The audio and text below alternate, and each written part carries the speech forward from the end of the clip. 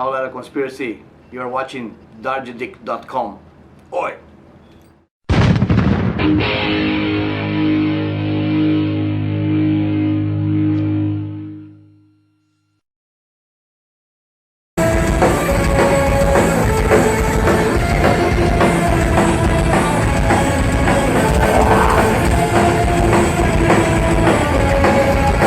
Yeah, the idea was to return a little bit to more underground sounding record, you know, more dirty and very influenced by grindcore. You know, I listen to a lot of grindcore when I'm making up Pandemonium, and I like a lot of new bands like Full of Hell, Noisem, you know, and so all that together, you know, was a recipient for what Pandemonium became. And also we did everything ourselves. Pandemonium is really punk album, do it yourself. We didn't have a big producer. I produced myself, and we went to a house, not a big studio, and so all that made the record really more dirty and underground sounding. And I love it. I think it's great. You know, I think it's, for me, it was the right record to make after Inflicted and Blunt Force Trauma, which was a little bit similar, more trash. This one is a bit more aggressive, and we're having fun playing the stuff live, you know, it's sounding good.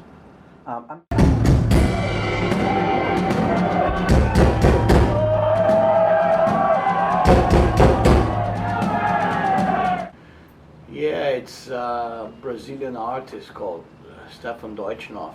He's really kind of famous in Brazil. He painted a whole city in the north of Brazil, and he has a really cool style of skulls that he makes, a very unique. And we approached him after I saw a bunch of his stuff on the internet with Igor, and I love his stuff, and he was Igor's friend, and I said, let's ask him to make this album cover for us, because you know we need a real album cover.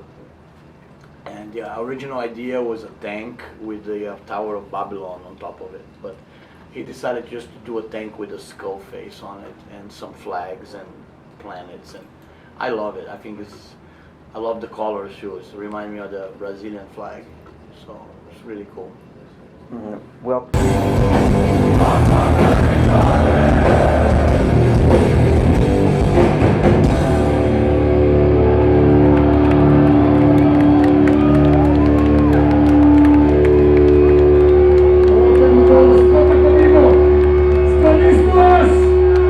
Not really, you know, because we jam and you know, we never lost the connection that we had when we were kids, and so he was right back at it. And when we first made Cavalera, in fact, I really liked the first record. I think Inflicted was very powerful because of that, because it was all this tension of not talking for 10 years, you know, and you build that up and you put it in a record. So you had a great song like Sanctuary and The Doom of All Fires, you know, so like very powerful stuff. And yeah, so I'm very happy we're playing together, and we are in different projects, of course. You know, he has Mix Hell, I have Soulfly and Killer Be Kill, and we're gonna be busy with those bands in the future, you know. But right now is we're kind of like almost finished with the Pandemonium World Tour, where we go to Europe after this, and that's done, you know. And then, you know, we probably not gonna see each other for a little bit of time.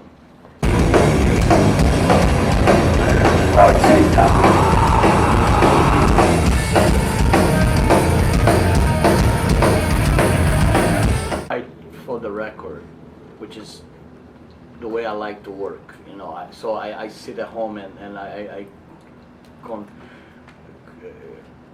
get all the riffs together that I'm making for a specific record.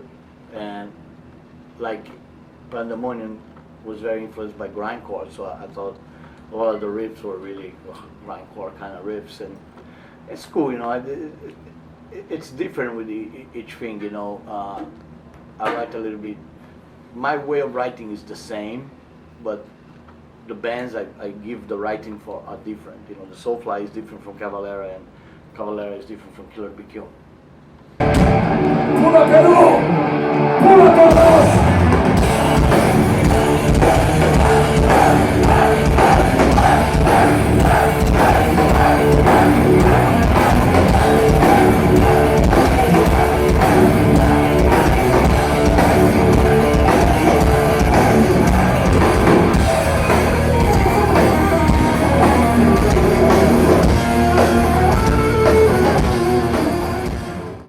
compilation of 30 years, pretty much, in one show. And I think it's great, you know, because it covers everything. It even has Nail Bomb in it, which is a project, and a lot of fans really like Nail Bomb. And we do some older stuff like Troops of Doom and Desperate Cry and Beneath the Remains, you know, and Refuse and Resist, and a lot of the Cavalera stuff. Not too much from the new album. We actually just do Babylonian Pandemonium, Cramunhão, and Not Losing the Edge. You know, we're trying to we're not one of those bands that make new album and just play new stuff, show on the fans' throat. We don't like to do that. We're gonna let them sit with the album and get more used to it, and then, you know, maybe next time I'll come back and play more stuff from this album.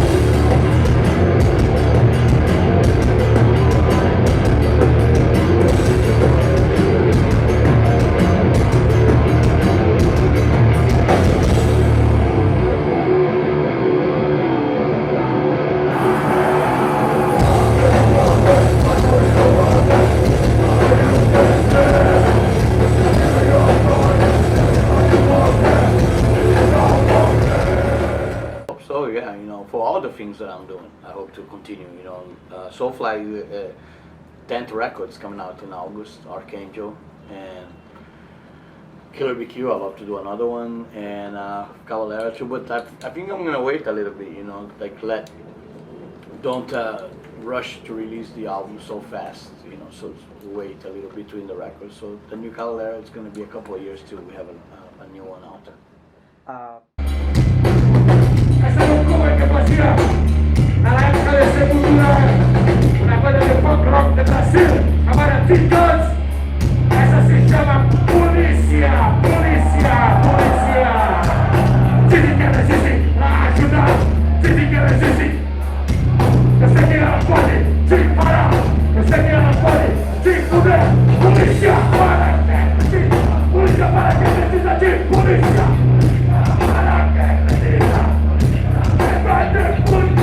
Pedi pra você obedecer, pedi pra você respeitar, pedi pra você filha da puta, pedi pra você tomar no cu, polícia para quem precisa. Polícia.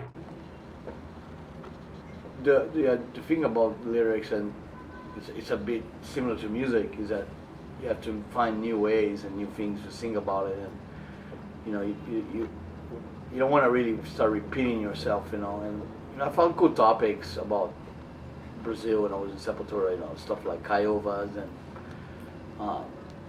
Manifest. Was interesting, and then I did some of it in Soulfly. Also, we have the song Brazil. It's on Soulfly 3 that was really about Brazil, and Porrada, you know, on Prophecy, and. But you know, I'm always interested about. But I think, to tell you the truth, the situation, it's politics. You know, it's bad. Yeah. Always corruption and bad stuff. You know, it's, like right now, a lot of people don't have money in Brazil. A lot of people have difficult, you know, with a lot of unemployment. And, you know, it's tough. You know, we hope that it gets better in the future. You know, because I think in general, I think South America is a great continent in general, you know, and has a lot more, should be doing a lot better than it is now. So I think the future will be really good for South America.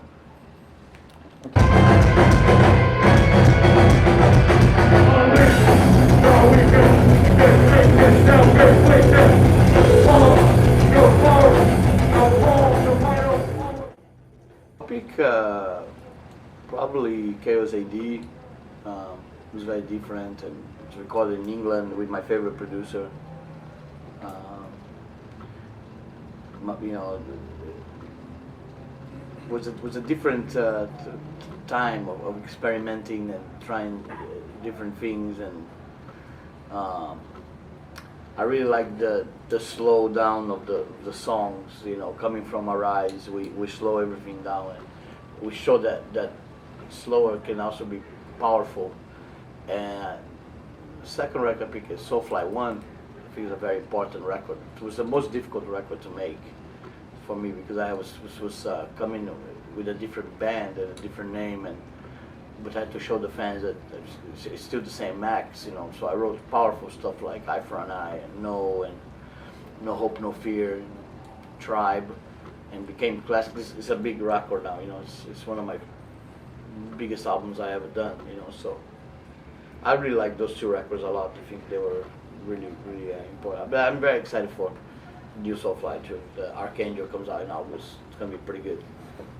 Weakness! Talk about this motherfucking weakness!